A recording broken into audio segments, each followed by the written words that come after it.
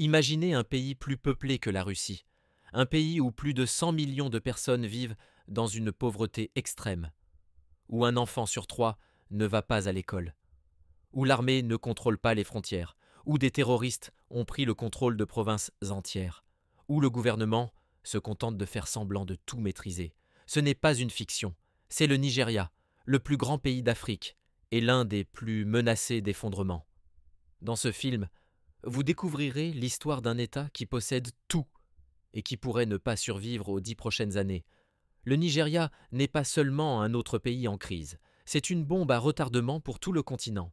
Il n'existe que 3 pays au monde qui, au XXIe siècle, verront leur population augmenter de plusieurs centaines de millions de personnes. L'Inde, le Pakistan et le Nigeria. En 1960, le Nigeria comptait 45 millions d'habitants. Aujourd'hui, ils sont plus de 226 millions. En 2050, ils seront près de 400 millions. Et il ne s'agit pas seulement de chiffres, il s'agit de structures. Plus de 70% de la population a moins de 30 ans. Un enfant sur 3 ne connaît pas l'électricité. Dans de nombreuses provinces, l'accès à l'eau potable est un luxe. Dans certaines écoles, un seul enseignant doit s'occuper de 200 élèves. Mais que faire de 10 millions de nouveaux adultes chaque année? Où les employer? Où les loger? Comment leur donner un sens à leur vie? Car si l'État ne donne pas de sens, les jeunes le trouveront ailleurs, dans la religion, dans les gangs, dans la terreur, dans une embarcation traversant la Méditerranée. Le Nigeria n'a plus seulement un problème de surpopulation, le Nigeria a un problème de perte d'avenir. Et quand 150 millions de jeunes n'ont rien, ce n'est pas un problème local, c'est un danger mondial.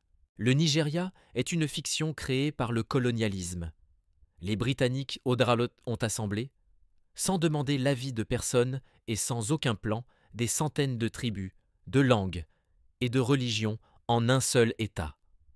Aujourd'hui, le Nigeria n'est pas une seule nation, c'est plus de 250 groupes ethniques et plusieurs centaines de langues. Les principales forces sont Hausa Fulani, au nord, musulmans, traditionnellement dominants dans l'armée et la politique.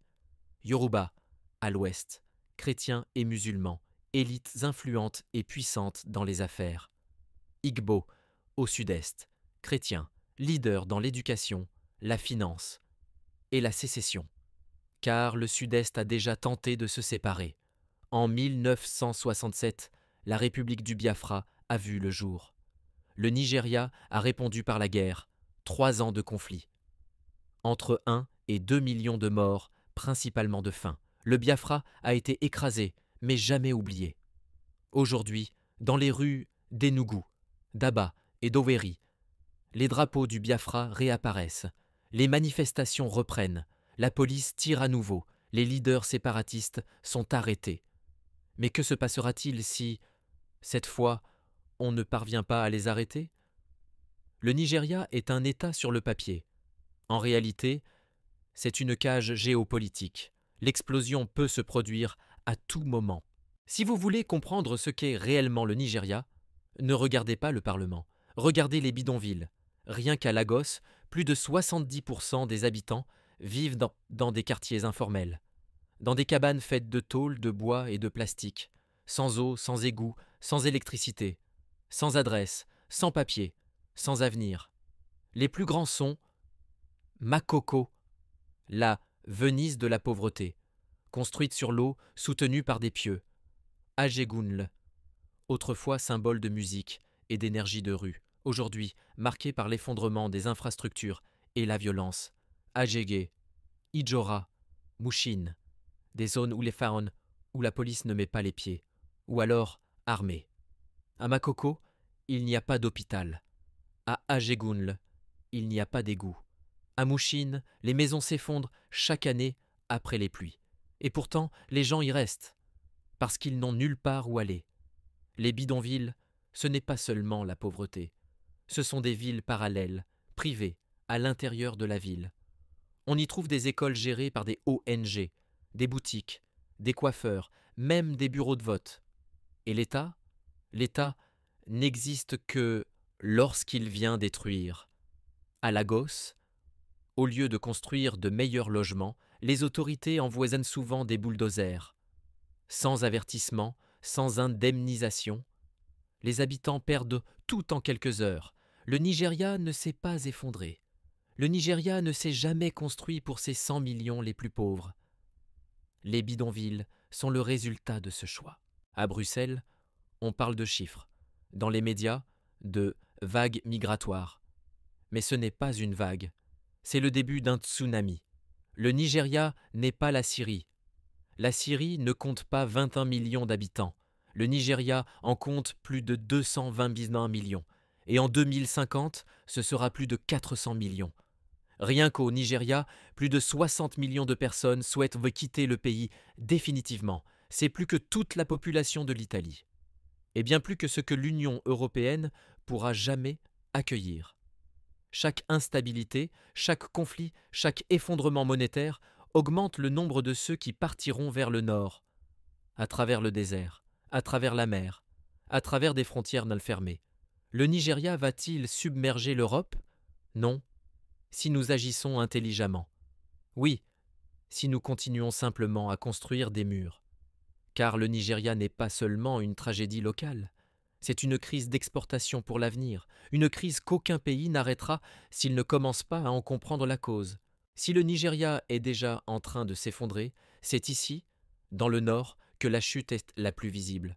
Les États de Borno, Yobe, Adamawa, ce ne sont plus vraiment des territoires nigérians, ce sont des champs de bataille, des zones disputées entre l'armée, des milices locales et Boko Haram. Leur nom signifie « l'éducation occidentale est un péché ». Mais leur idéologie va plus loin. Haine de l'État, haine de la démocratie, volonté d'établir un califat islamique. En 2009, Boko Haram a lancé une insurrection armée. Depuis, plus de 40 000 personnes ont été tuées. 2,5 millions ont dû fuir. Des centaines d'écoles ont été détruites. Des milliers d'enfants enlevés, enrôlés de force, utilisés comme bombes humaines. Et l'État? Il envoie l'armée, mais souvent sans munitions, sans matériel, sans motivation.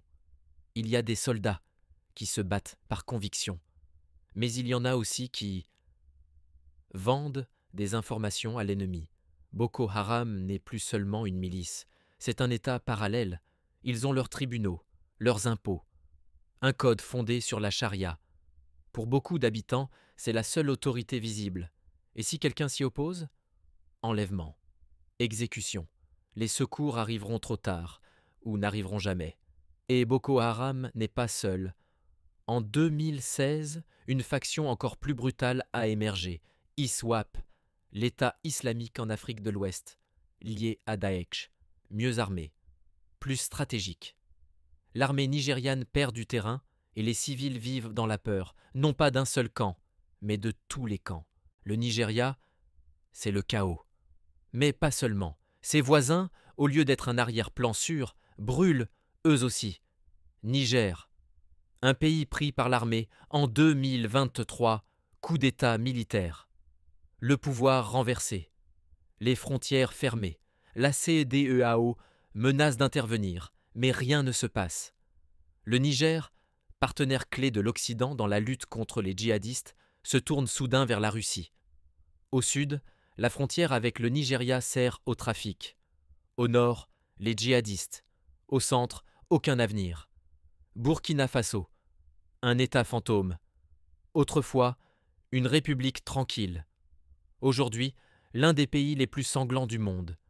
2 millions de déplacés bessitsés internes. Des attentats à la bombe chaque semaine. L'armée a pris le pouvoir. 40% du territoire hors du contrôle de l'État. Ici, ce n'est pas seulement le Nigeria qui exporte le chaos. Le Burkina Faso exporte le désespoir. Mali, la ruine du Sahel. Depuis 2012, guerre civile, coup d'État, djihad. La France retire ses troupes. L'ONU met fin à sa mission. Et le Mali sombre dans l'anarchie totale. Le trafic d'armes et d'êtres humains circule depuis le Niger, l'Algérie et même le Nigeria. Tout est lié. Tchad, Cameroun, Bénin, dernier bastion. Tchad, dirigé par une dynastie, l'armée et la répression. Cameroun, un président de 90 ans, une guerre civile contre la minorité anglophone. Bénin, longtemps stable, mais désormais de plus en plus autoritaire. Il n'y a pas de voisin sûr. Chaque pays autour du Nigeria est soit en train de tomber, soit de faire semblant de ne pas tomber. Ce n'est pas seulement le Nigeria qui brûle, c'est toute la région.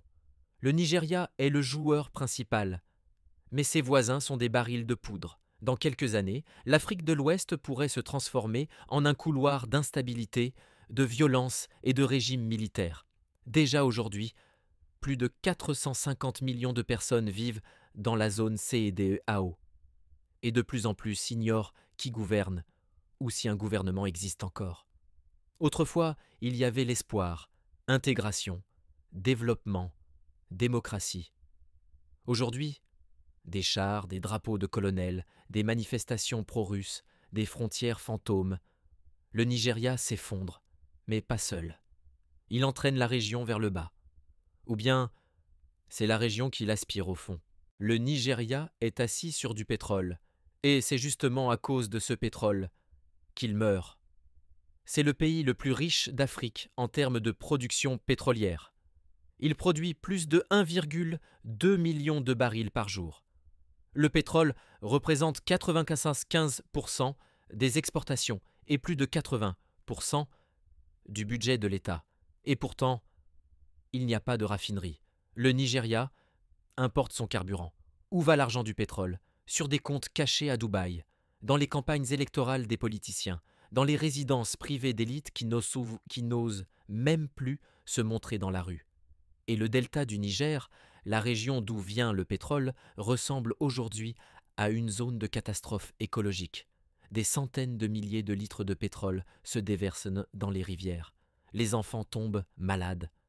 Les poissons disparaissent. Les cultures meurent. Les gens protestent. L'armée tire. Les manifestants sont accusés de terrorisme. Les milices locales se vengent en attaquant les infrastructures pétrolières. Dans le delta, des groupes comme les Niger Delta Avengers opèrent. Ils disent lutter pour la justice sociale, mais prélèvent souvent simplement des rançons. Le Nigeria est tombé dans la malédiction classique des ressources naturelles. Au lieu d'investir dans les citoyens, on a construit un système dépendant d'une seule source. Au lieu d'institutions solides, la corruption est devenue le seul mode de redistribution des richesses. Et quand le prix du pétrole chute, tout s'effondre. Pour le Nigeria, le pétrole n'est pas une bénédiction, c'est une drogue. Et l'État en est dépendant.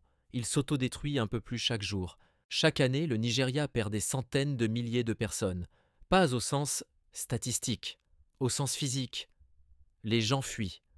Le Nigeria est l'une des principales sources de migration en Afrique de l'Ouest. Et il ne s'agit pas de déménagement avec visa pour le Canada. Il s'agit d'une fuite dramatique à travers le Sahara. L'itinéraire est presque toujours le même. D'abord le Niger, pays de transit, puis la Libye, État effondré. Ensuite, camps, passeurs, tortures, viols, et enfin, un canot, la mer Méditerranée. Et la question, atteindras-tu l'autre rive ou couleras-tu? La majorité des migrants sont de jeunes hommes, mais le nombre de femmes et d'enfants augmente. Les familles les vendent, leurs terres pour envoyer quelqu'un en Europe. Parce que tout, là-bas, au moins, on a une chance. Le Nigeria exporte son avenir. Il exporte sa frustration, sa colère, sa détermination. Et l'Europe, elle construit des murs, finance Frontex, renvoie les bateaux. Mais que faire quand un pays de 200 millions d'habitants cesse de fonctionner? À chaque frontière d'Afrique du Nord, il y a des Nigérians. Dans chaque camp européen, des Nigérians. Dans chaque mer, leur corps. Ce n'est pas une migration, c'est un exode. Officiellement, le Nigeria est une république fédérale. Mais, en pratique, c'est un État failli. L'administration de base ne fonctionne pas. La police n'intervient pas sans pot de vin. Les écoles restent fermées ou entâtramées pendant des mois. Les hôpitaux, sans médecins ni médicaments, les tribunaux surchargés et corrompus. La corruption est un système. Tout a un prix. Un certificat scolaire, une carte de vaccination, un acte de décès. Le Nigeria possède la plus grande économie d'Afrique, mais pas d'ordre, pas de confiance, pas de sécurité.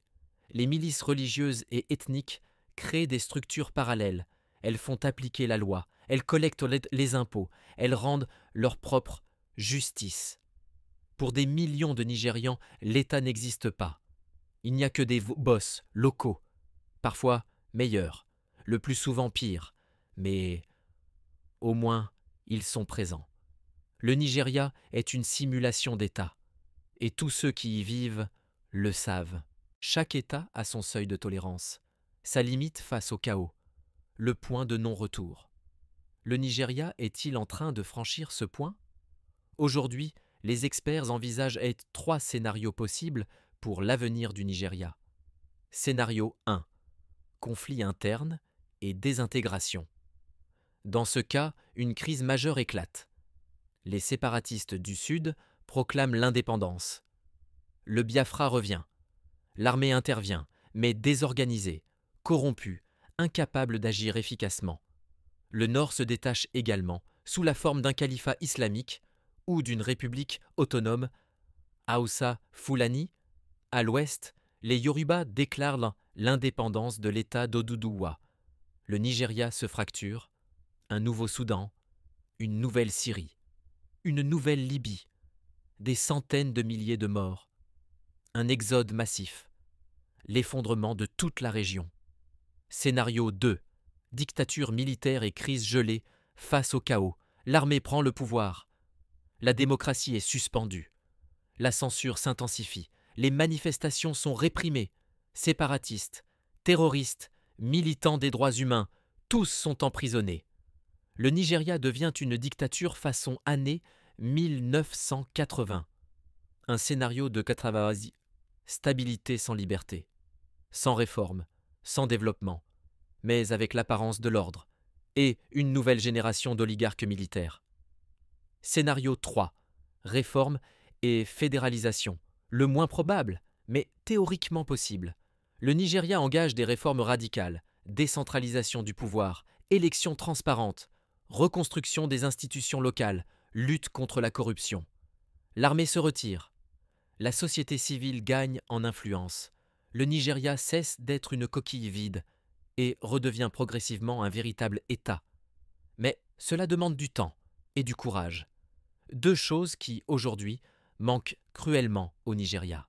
Le Nigeria n'est pas un problème lointain. Le Nigeria, c'est l'avenir du monde en condensé. Surpopulation, climat, pétrole, religion, Internet. Effondrement de la confiance envers l'État. Si le plus grand pays d'Afrique s'effondre, nous en subirons tous les conséquences. En Europe, en Asie, aux États-Unis. Ce n'est pas seulement leur problème, c'est notre avertissement. Le Nigeria s'effondre. Mais on peut encore le reconstruire. La seule question est, quelqu'un essaiera-t-il avant qu'il ne soit trop tard? Ce n'était pas un film facile, mais ce sont justement ces histoires qu'il faut raconter aujourd'hui. Pas celles des gros titres, pas celles des conférences de presse, mais celles qui se déroulent en silence et qui changent le monde. Si vous voulez voir plus de contenu comme celui-ci, sur les endroits où l'État n'est sans aucune illusion, sur les personnes qui luttent pour survivre, sur les mécanismes qui agissent dans l'ombre. Alors abonnez-vous à cette chaîne. Ici, nous ne courons pas après le clickbait. Ici, nous disons les choses telles qu'elles sont, même si ça fait mal. Merci d'être là. Merci de vouloir comprendre le monde en profondeur. Et à bientôt dans la prochaine vidéo.